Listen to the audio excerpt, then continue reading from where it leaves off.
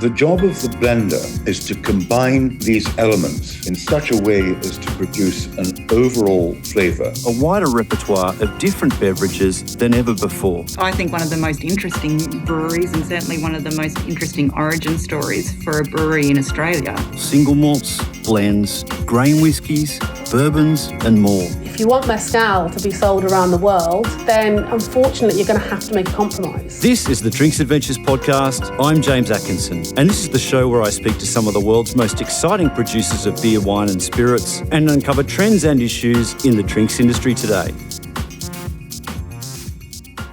With a background in history and academia, Dr. Nicholas Morgan joined United Distillers, which is now Diageo, in 1990. There he created what is now considered the world's most comprehensive spirits archive, before making a somewhat unlikely transition to leader of Diageo's global malt whisky marketing team. Nicholas retired from Diageo in December 2020, following the publication of his acclaimed book, A Long Stride, the story of the world's #1 Scotch whisky, written as part of the bicentennial celebrations of Johnnie Walker and Sons. His latest book is Everything You Wanted to Know About Whisky But Were Too Afraid to Ask. It's a great read, and we discuss both it and the Johnnie Walker book later on in this interview with Nicholas, who is a master of the Quaich. That's one of the highest honours in Scotch whisky and a member of the Whisky Magazine Hall of Fame. But I started by asking Nicholas about the challenges he faced marketing single malt whisky at Diageo when he took on that role in the 1990s. From a business point of view, actually, when we started in 1997, 98, no one was really interested in single malts at a very senior level in the business. They couldn't understand quite why you'd be fussed around selling 30,000 cases of Talisker or 40,000 cases of Lagavulin, which, in fact, maybe we were selling less than that at the time. Why would you be interested in that when you could sell, hundreds of thousands of cases, millions of cases of J&B or Johnnie Walker or whatever it might be? So malts were very much under the radar. There was no real investment. But actually that was great because it meant with a very small team, we could just plug away and no one really paid much attention to what we were doing. And actually Talisker went from around 20 or 30,000 cases to about 90 or 100,000 cases. Lagavulin, actually, we reached the top of Lagavulin because it's a small distillery and it's still in the same position. We just can't make enough Lagavulin. And we had Cardu single malt brand, which was absolutely on fire in Spain, selling hundreds of thousands of cases. So in about the 10 years, we had a 10-year period when no one was paying much attention. And suddenly they all went, holy shit, there's money to be made here.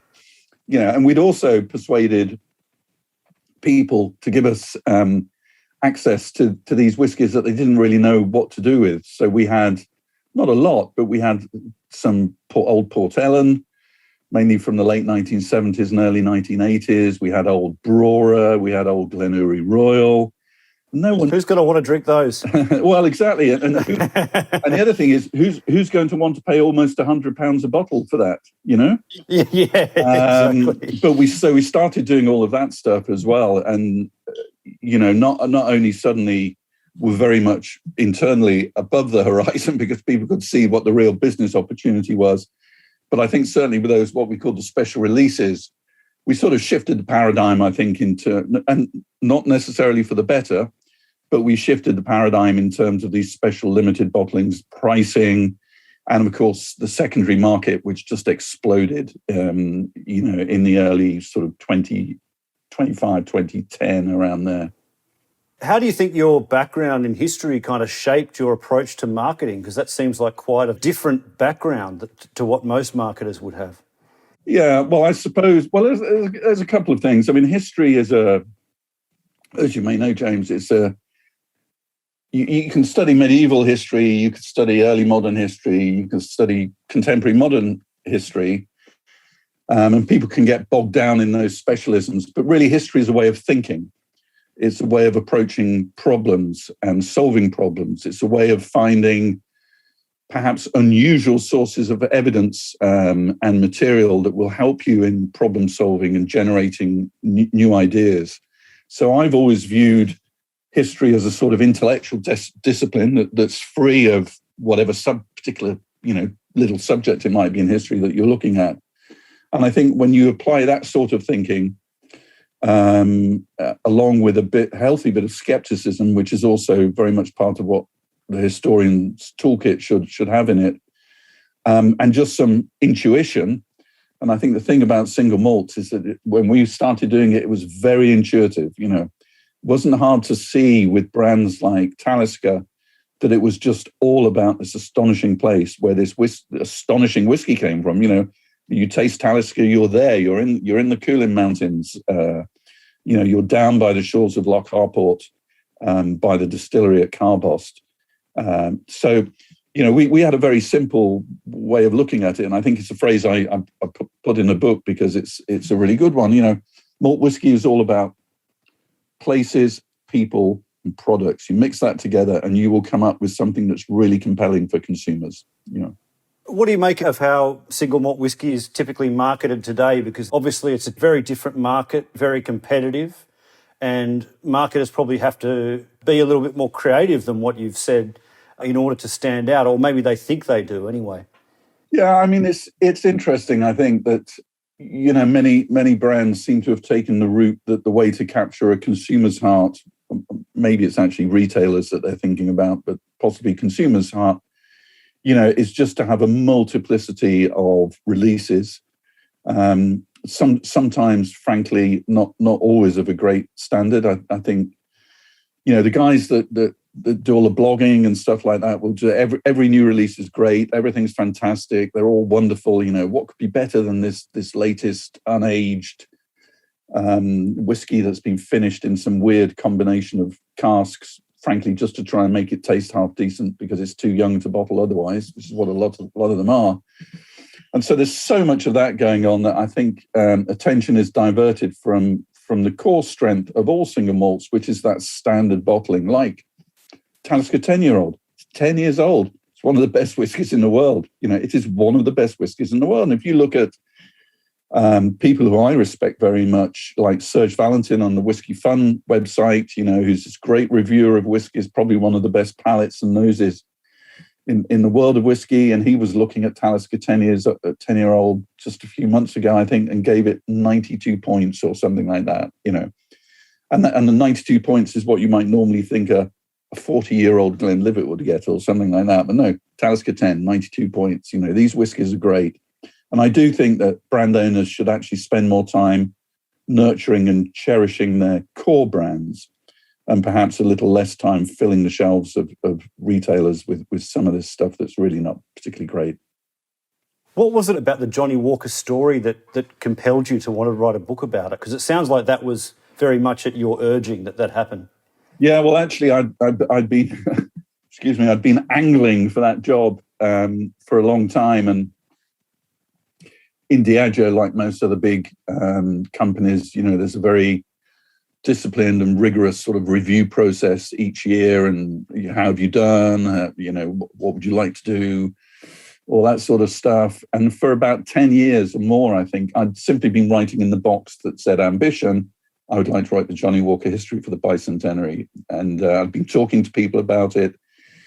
I'm not a pushy guy, but I just made it known that this was really what I wanted to do. And in the end, a man called David Gates, who at the time was in charge of all sort of whiskies in Diageo, said, "Go on, you should do this." And that was 2017, which was arguably a year too late, I think, in terms of the research. I mean, if you look at the book, or those people who have read it will know that it's pretty packed with information, but it would have been better, I think, if I'd had another year or so to look at some more stuff.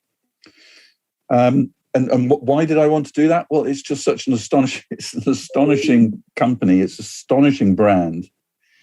And the archive, although it was by no means complete, was I think the Dewar's archive, which Diageo had and then United Distillers had and parted company with when Dewar's was sold to Bacardi.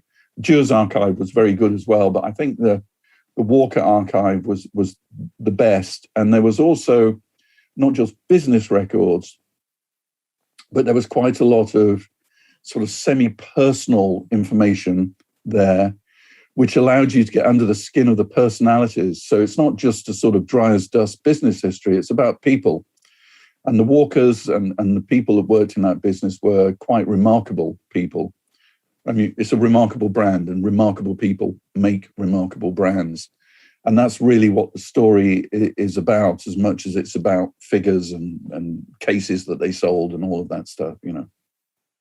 Had that story, but gotten a bit lost over time in a company like Diageo? It hadn't got lost. I mean, people in Diageo are rightly very proud of Johnnie Walker, and the company's always, I think, done a great job at trying to get all of its employees, no matter what they do in the business, to understand its brands and to take pride in them and to take a sense of stewardship in them, which is, I think, that's what responsible brand owners should do, right? But I think the story had been abbreviated, partly actually by the last Walker to be involved in the company was Sir Alexander Walker, who was chairman up until just about the start of the Second World War. And he sort of rewrote the history as last man in writes the history.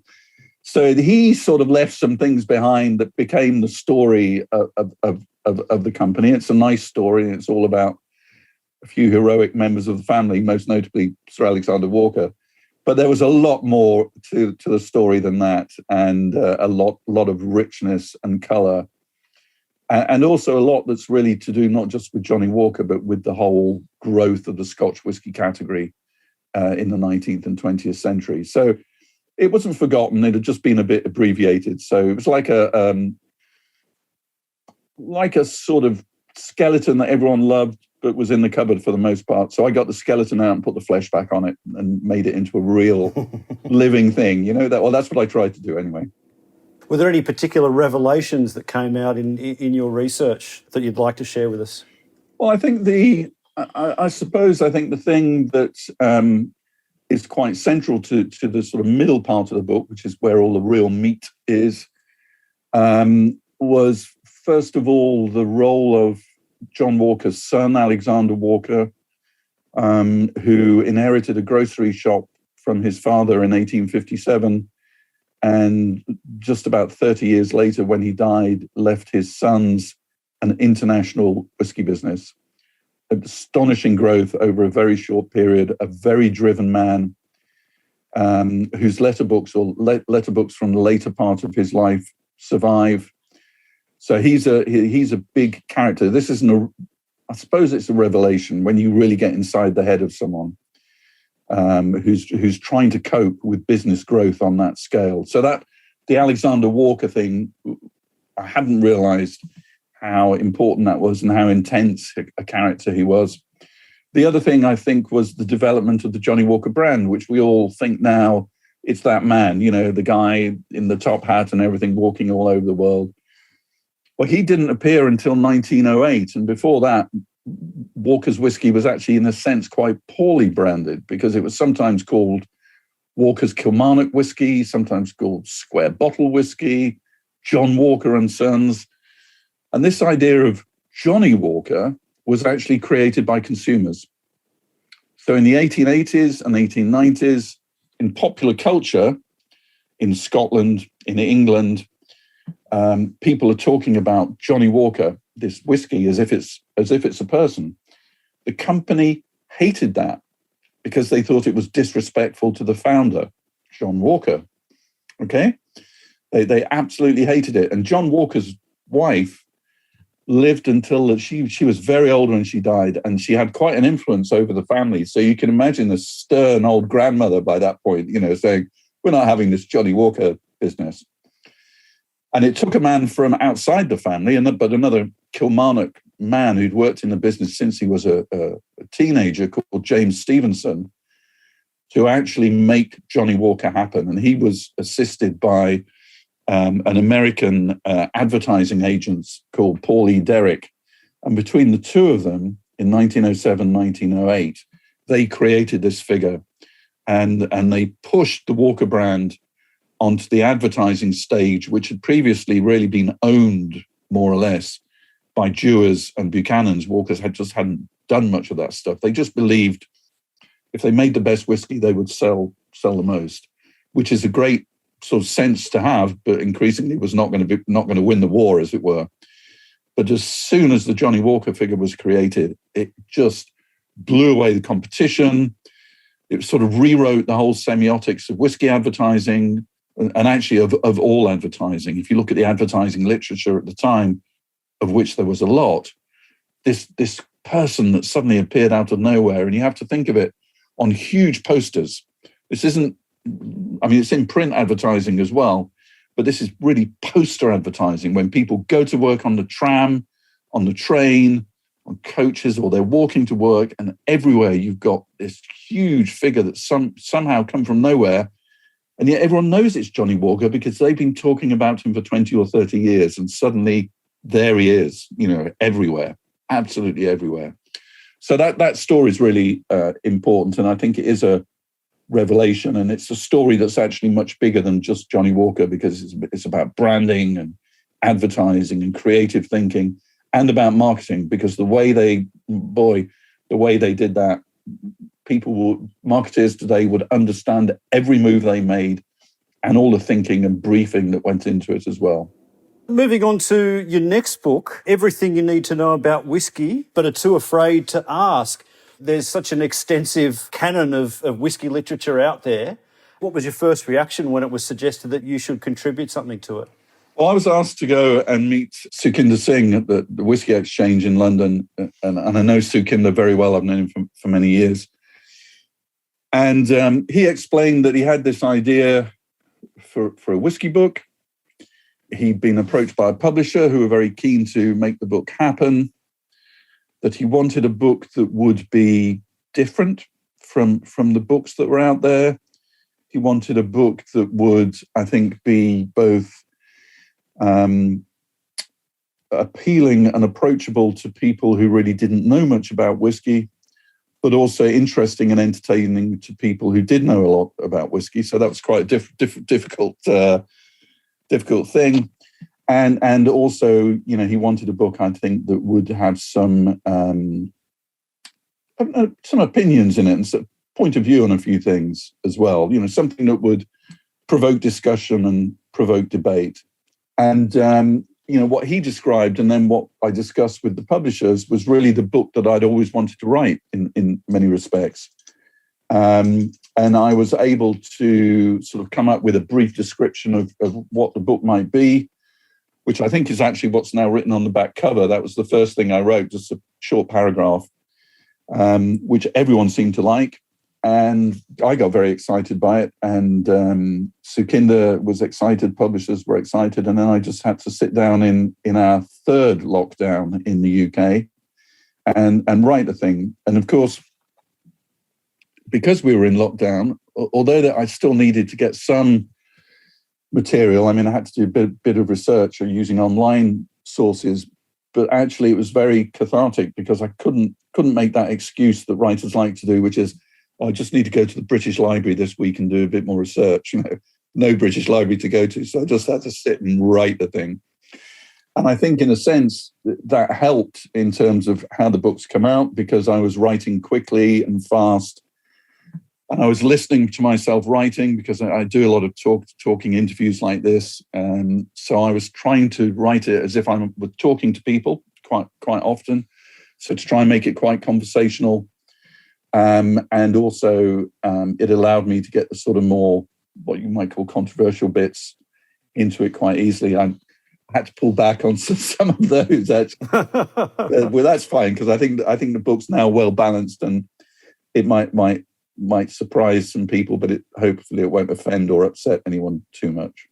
It seems like you had some myths you wanted to bust. One of the quotes that I sort of sat back in my seat a little bit when I read it was, Terroir is less of a grand concept and more of a cash cow. Yeah, I was very pleased with that one, actually. I thought that was, yeah, well, I think there seems to be amongst some people who are very invested and sort of engaged with single malt whiskey that the Diageos and the Pernod Ricos and all of that stuff, Pernod Ricard, are the sort of bad guys. marketing, cynical PR, all the rest of it.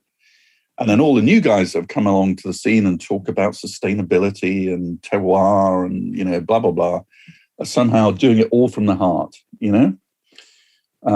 So these people that are trying to get you to buy 3-year-old whiskey in 50 cl bottles for 70 or 80 pounds, bearing in mind the bottle of Talisker, I'm going to keep on coming back to Talisker, a bottle of Talisker 10-year-old would cost you about 40 pounds or less.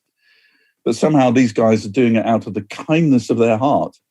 We should feel thrilled to be able to buy these products. But the fact of the matter is, of course, that the business model for people with new distilleries means that they have to sell whiskey. They're not. It's not like the old days where you could sell what we call fillings. So that's all the casks that you fill. You'd sell them all to Johnnie Walker, or you'd sell them all to Dewar's, and that's how you made your money, just by selling these fillings. These guys with these new distilleries are sitting on all of this stuff. And although they may be fronted by guys that seem to be really funky and everything, behind them are investors, right? And what do investors want? They want money. They want return on their investment. So it's a business imperative for these people to find new ways, new things to talk to people about to help them sell this very young whiskey. And as far as I'm concerned, Terroir, which I'm known to be quite cynical about, it's not the first time I've said this sort of thing publicly. Terroir, which I think is totally misapplied to whiskey. I don't understand why people want to take all these wine terms and apply them quite incorrectly to Scotch or to any other sort of whiskies. But terroir is one of those things that you can say, look, it's all about terroir.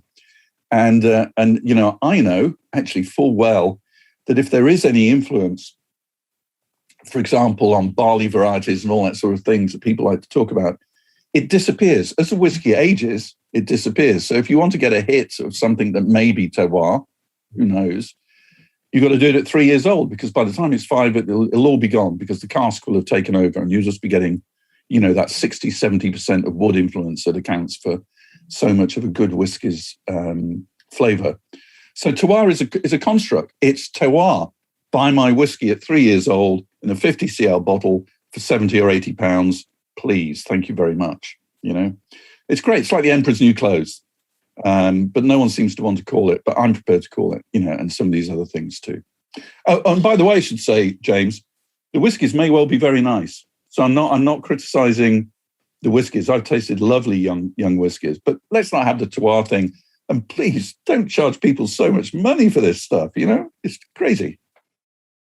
You also talk about some of the mythology around where the barrels are located and the influence that has on the characteristics of the whiskey as it matures.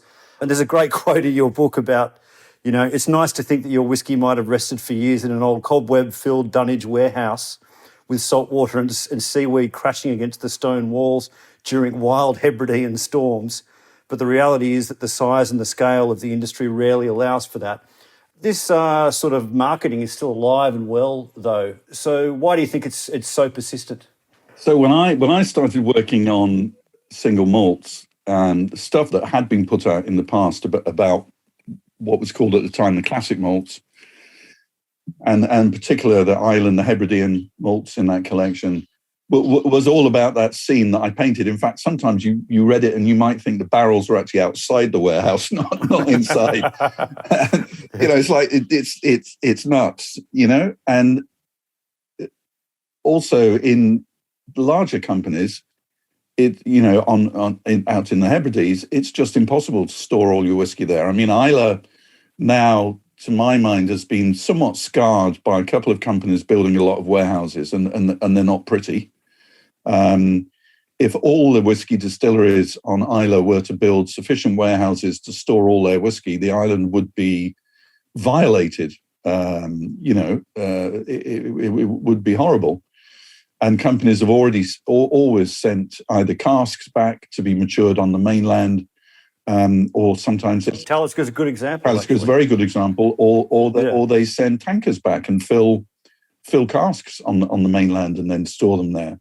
So I think that sort of Hebridean romance thing, it's just come on, be serious. But there is an important point here, because most of for example, Diageo's whiskies are now stored on 2 sites which are within a mile or so of the sea. But they happen to be on the mainland, not in the Hebrides. The whole of Scotland is a maritime climate. The whole of Scotland is a maritime climate. And that climate definitely has a profound influence on the way that whiskey matures, which is, for example, totally different in Scotland than it is in Kentucky, which has a very different climate, all year round. So I'm not denying the maritime influence on maturation. I'm just trying to make it real, because you have to understand that for the most part, it's not happening on a wee island in the Hebrides. It's happening somewhere on the mainland, but there's still a profound maritime influence on that process. People are suckered in by romance, and it's the same with the terroir thing. It's romance, I remember, okay, we'll go back. We ran a training program, which we put a lot of time and effort into for both people inside the Diageo business, and we also invited writers and commentators along as well. We call it the Malt Advocates course. And it would be a week, or sometimes we do it in sort of 2 or 3 days. And it was, look, this is how it is about making whiskey, right? With some of the best and most accomplished scientists, if you will, technical experts, blenders, maturation, whole thing, really intense program. And I remember the first time we got journalists along, we had Michael Jackson, the late Michael Jackson, who I knew pretty well, and I had a very good relationship with Michael. And we had the first morning, right, where, which was just the sort of basics of what we're going to talk about. Whiskey, you need to know this, you need to know that. And Michael came out there and he said, "This is great, but you're taking all the romance out."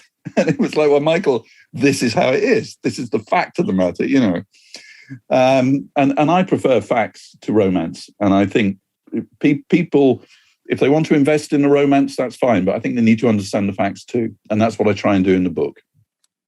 You mentioned that whiskey had a bit of an inferiority complex when, in comparison to wine, and that perhaps that was how the whole terroir kind of story has also been dreamed up a bit.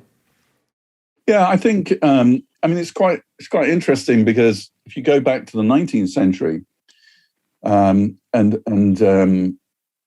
remember, you're talking about the demon drink. In fact, you're talking about the demon drink until the 1930s, 1940s even, when the temperance movement was still so strong, not just in the UK, but in Australia, in the United States, New Zealand, Canada, very, very strong temperance movements. And the Walkers, for example, didn't really like to call themselves whiskey blenders or stuff like that. So they wine merchant was a phrase they would preferred to use, or wine and spirit merchant. And I think there was a sort of respectability about wine that whiskey was not felt to have. And I think there's a bit of and it's something I'm actually going to write about at more length, because I think there is this sort of sense of inferiority that's run through whiskey, and it's still there today. Somehow it's not quite as good as wine. It's not like the sort of public school educated wine chaps in St. James with the pink trousers and all that sort of nonsense. And I look at the way that some brands have covered themselves with wine terminology.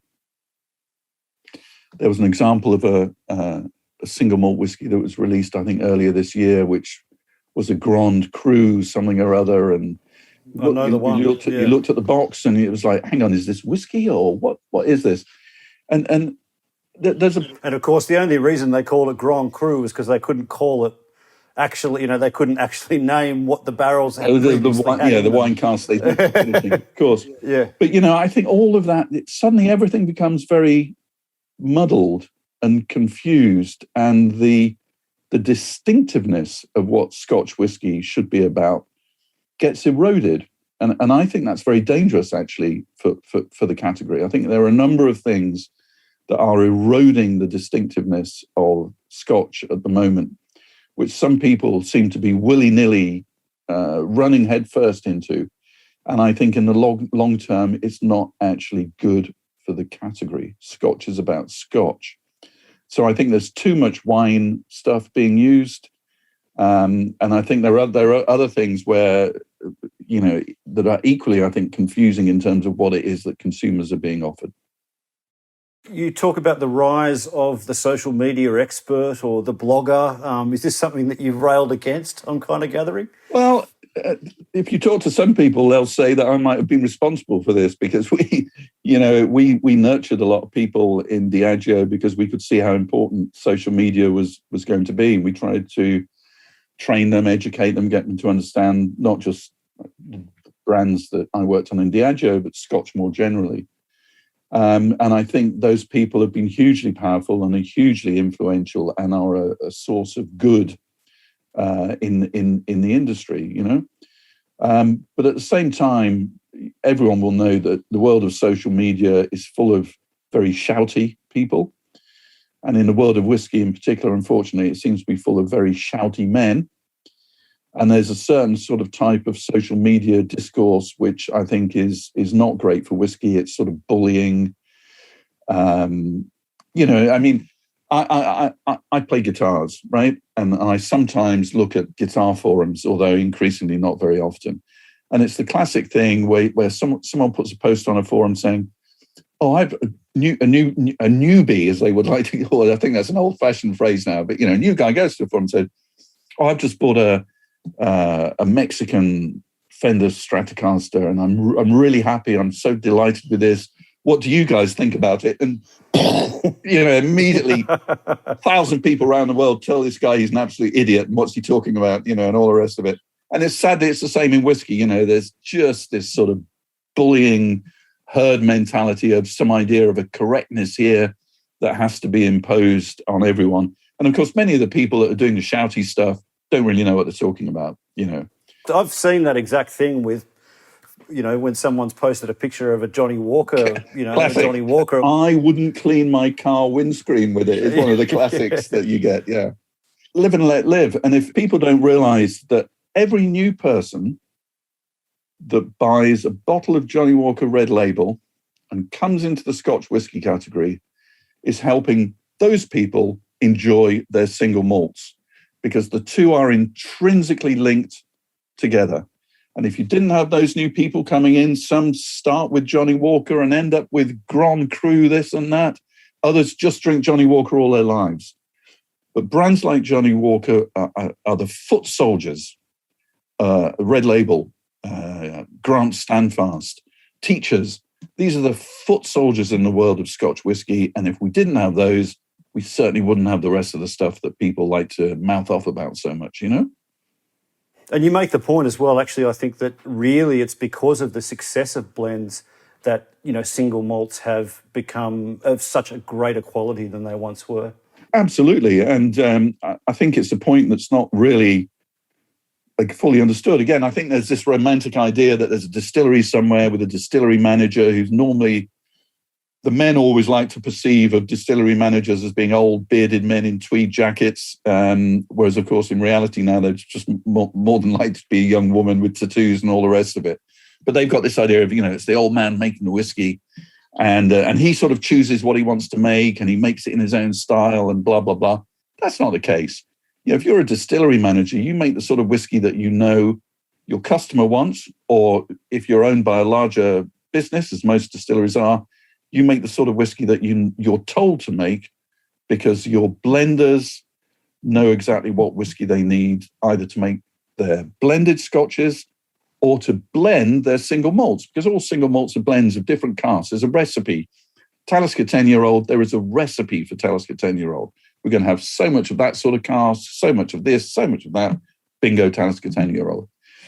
So this idea, that people just make what they want and it's all great, isn't going to happen. And the blenders, over the past 100 years or so, have actually pulled the quality of single malt whiskey up by its bootstrings, from sometimes, frankly, not being very good at all to being what it is now, where, so many of the single malts that are produced all over Scotland are of such, these, again, going back to what I said earlier, these core expressions, the 8, the 10, the 12-year-old whiskies, Glenlivet, Glenfiddich, how do they do it? How do they make this stuff so good every time? absolutely brilliant. And that's down to someone sitting in a white coat in a room somewhere in the central belt of Scotland, going, this is what we're going to make. This is the cask we're going to put it into. This is where it's going to be, and when it comes out, it's going to be absolutely great. On a related topic, the rise of the cask finish is something that's also explored with some really interesting opinions in the book. Where do you stand on cask finishing personally? Well, I mean, it's interesting. As you say, one of the things I did in the book was talk to some of my friends who I've got to know very well over the past sort of 20, 30 years and asked, because it seems to be boring listening to my opinion all the time. So I wanted to get some other opinions in the book as well. And it was interesting talking about cask finishing, I think, because there was an almost absolute consensus amongst people that the cask finishes that really kicked off the whole thing, from Balvenie, Portwood, Doublewood, Glenmorangie, of course, as well, were really sort of first-class things. I think the cask finishes that were done for the classic malts, which were launched in the mid-90s, 96 or something, were also very good. I mean, things like the Lagavulin PX Distillers Edition, just delightful whiskies. But, I think one of the problems with cask finishing is that it's become a quick way to innovate. And it's not really innovating at all. But particularly if you're a single brand and you want to fill up some of that shelf space that you can't just occupy by your 10-year-old or 12-year-old offering. So what are you going to do? Let's do some cask finishes and get some more facings, more facings in duty-free, as it was so important before the pandemic. More facings in the retailer's store, in the supermarket, whatever it might be. Oh, and if we do a cask finish, we don't need to put an age on it, because the cask finish will cover up maybe the fact that whiskey's not quite old enough to bottle. So I think, cask finishing has become a way of feeding this appetite for lots of new releases at the cost sometimes of quality. And if you look at the book, you'll see that almost everyone I spoke to said exactly the same thing. So this isn't just me spouting off. It's people like Charlie McLean and Dave Broom, so on and so forth. I think we've just been released an allocation of the Guinness cask finished Lagavulin, which I think you expressed an unfavourable opinion of in the book. Well, let's just say, had I have been still in a position to influence things, I probably would not have done that. I'll just leave it at that, I think. Okay. We'll move on. What do you think of, some of the most exciting developments in the industry over recent years? Well, I think, although it may have sounded that I'm giving them a hard time, I think the fact that we've got so many new distilleries is absolutely terrific. And if you'd have asked anyone in the industry when I joined in 1990 to describe what the world of whiskey would look like in 2020 or 2021, forget the pandemic, let's pretend that just didn't happen, right? No one would have painted you a picture that was anything like the scene that we have now. Not just in Scotland, of course, but in England, in Ireland, all over Europe, in Australia, in New Zealand, the United States. I mean, it's just astonishing that so many people have come into distilling, many of whom, have got really great ideas, and they are really determined to make great whiskey. Of course, not everyone's going to last. I mean, it's just impossible that these people will all stick around, and not all of them can be bought up by a big corporate, which is probably what some of them are sort of hoping for. It's a classic sort of business thing. But I think the energy and the vitality and the excitement that's just brought into the category as a whole is quite remarkable. And I read somewhere just last week or the week before last a report being published, and I don't know by whom. So I mean, it could be nonsense, but it was predicting that sales of whiskey around the world, so this isn't Scotch, global sales of whiskey around the world will double in the next decade. I mean, that is how you have to ask yourself, how could something that was considered to be a demon drink, a home breaker, a home destroyer, how could something like that suddenly have become this luxury product, as everyone likes to call it, an investment vehicle for speculators and collectors, the world's just been, whiskey has been transformed. And there's too much, I think, to pick out any one thing that's exciting, because I think that's just exciting enough. I must say you certainly challenge the perception that I had of the history of Japanese whiskey. You've written a column on that fairly recently as well that I imagine would have been quite controversial in Japan. Well, I'm not sure if it's controversial. Again, I'm just saying things as they are. And it's back to whether you want to believe the romance or whether you want to, look at things in sort of the cold light of day. And I think, a couple of things.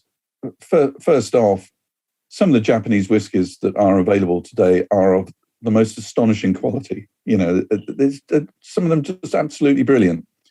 And I think it's a great shame that the sort of reputation of Japanese whiskey has been somewhat besmirched by practices that had gone on for a long time and were not fully declared in terms of using non-Japanese whiskies in Japanese blends in particular.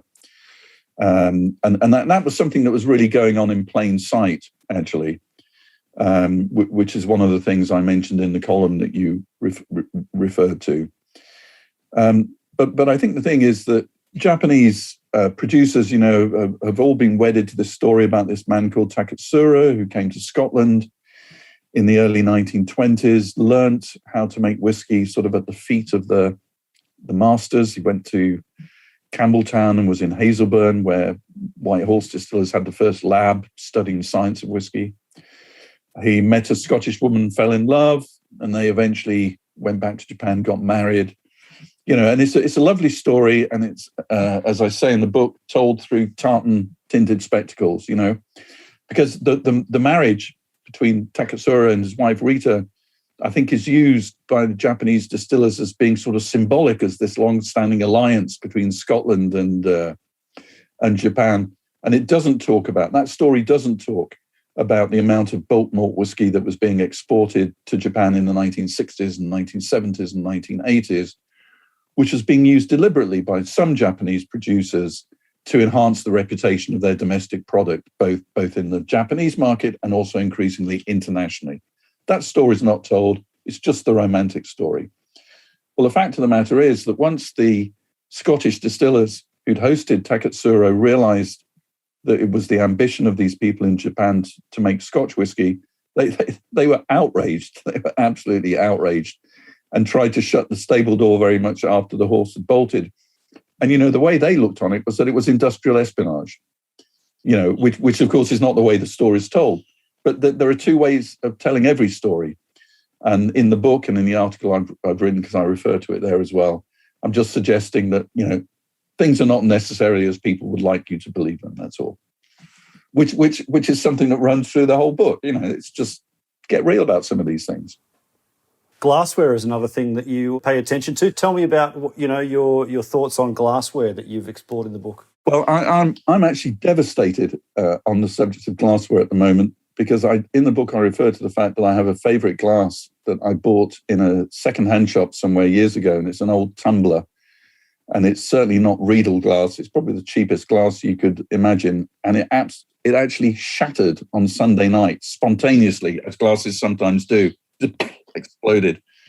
So I've now got to go and trawl second-hand shops to try and find a replacement that's warm in the hand, as I like to say, and warm in the measure as well. I think, I spent enough time assessing whiskies professionally to know that when you do that, you need to use a proper glass. And I think the ISO standard Capita glass is what people should use for that. I can't stand. Which one's that? Sorry, that's the ISO little sherry. What you might call a sherry Capita, like it's sort of a tulip shape. Yeah. So that's gotcha. Okay. You go into any blender's room today. Go into any blender's room 100 years ago. That's what people use to assess whiskies. Sometimes they use a blue one, so you can't see the color. You're just actually focusing exactly on what's the liquid that's in the glass. But, you can't drink out of these things. They're rubbish to drink from, really. Obviously, the Glencairn glass, to an extent, sort of does a bit of both. So it allows you to do a bit of the forensic assessment. It's a bit easier drink from. But you know, I'm in the same school as Dave Broom, who I quote in my book here, when I said, what sort of glass is best for drinking? And Dave just said, drinking, any glass, you know? And people just make too much fuss about it. And again, people are trying to make money out of having the best whiskey glass for this, best whiskey glass for that.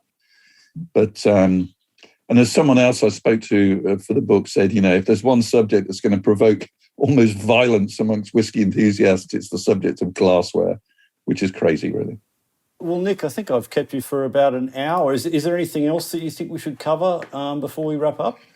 Two things, actually, I would like to say is that when I first spoke to Sukhinder about the book, he was very clear that he would like it to celebrate people who've been really important in terms of his business over the past 25 or 30 years. And I certainly wanted to do that as well. So, excuse me, there is a chapter on whiskey people, and it sort of goes way back, but also talks about those people who really have had a huge impact, you know, over the past 20, 30, 40 years. People like Jack and Wallace Milroy, whose name is remembered because of the shop still in London, Soho. But I think maybe Jack and Wallace themselves are a bit forgotten, and yet they were as influential in the rise of single malts as the Grants family at William Grants, who launched Glenfiddich. You know, producers were never going to make this successful unless there were retailers who wanted to make it successful as well. So both of those people, the sort of groups of people and others, are celebrated in the book. And the other thing I did, which I was really keen to do, and actually was one of the most interesting parts of the book, was sort of look at the literature of whiskey as well, which is extensive. And, you know, of recent years, perhaps has not been too great because a lot of the books are all sort of the same. But I go back and look at the great whiskey books of the 1930s and 40s and 50s, 60s, 70s. And I found it really enjoyable to actually go back and reread all of these things I've got up here, and was reminded at how insightful some of these early writers were, and how important their thinking was actually for the way that people still think today. So that was just one of the things that I really particularly enjoyed. And yeah, you also paid particular tribute to a couple of blenders or distillers, so David Stewart and Jim Beveridge, who you characterise them as true experts in the craft. Absolutely, and you know, I've obviously worked a lot with Jim over the years on many projects, and I've got just huge respect for not just for what he does in terms of the liquids that he's produced, but also the way he thinks. I mean, Jim is the most remarkable cerebral person, and you know, you have to watch Jim Beveridge do a mind map in front of you to really understand how he thinks, and it's quite astonishing, particularly when you then see that applied to blending whiskies. It's remarkable. David Stewart, I've been lucky enough to spend time with, and he's just such an understated, elegant man who takes his craft very lightly. But, you know, all of the people in the book talked about David's influence, particularly on the early cask finishing at Balvenie, and just how important that was. And the thing about these two guys is that they're not shouty. You don't see them all over the place. They're not on social media. They just there doing their work and producing great whiskies, you know. And we need more of that. Well, Nick, thanks so much for your time, and congratulations on the books. I haven't read the Johnnie Walker one, but I'm well on the way to finishing the Everything You Need to Know. So, yeah, congratulations on it. I'll be recommending that my listeners get hold of a copy. Thank you very much, James, and thank you for talking to me. It's been great. Good fun. The Drinks Adventures podcast is produced by me, James Atkinson, with additional production and mixing by Dave Robertson. You can find complete transcripts, links, and other information on the show at drinksadventures.com.au. You can follow me on all social media platforms at @ByJamesAtkinson. Like my Facebook page, James Atkinson Drinks Adventures, to be kept informed of podcast giveaways and other news about the show. The Drinks Adventures podcast needs your support as listeners. Please do us a favour and leave an honest review and rating for the podcast on iTunes or Stitcher. We love hearing your feedback, and it helps inform other people this is a show worth listening to. Or simply drop us a line at hello@drinksadventures.com.au.